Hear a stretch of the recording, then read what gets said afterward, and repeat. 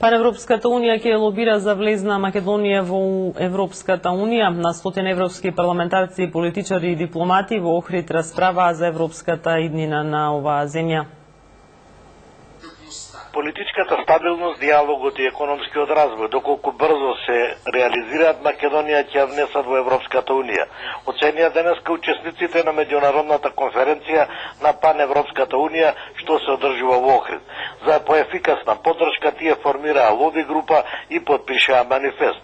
Премиерот Никола Груевски ги прифати забелешките за одвивањето на реформите и предни вети дека неопходните закони наместо до крајот на годинава ќе се донесат до крајот на јуни, а министерот за надворешни работи Антонио Милошовски оваа фаза на патот кон ЕУ ја спореди со свршувачка по која следува свадба.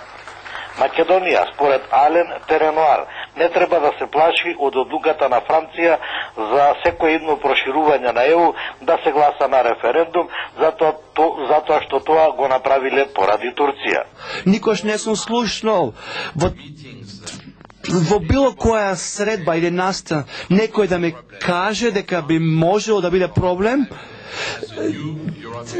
дека може да биде проблем за Франција, Македонија да стане нов европски партнер. Најстариот меѓу паневропејците, 95 годишниот Ото фон Харсбург, покажа разбирање за тешкотиите во спроведувањето на реформите, но посака нивно решавање за да го доживее чинот на влезот на Македонија во Европската унија. Јас сум 95 години стар. За 5 години ќе бидам 100 години стар.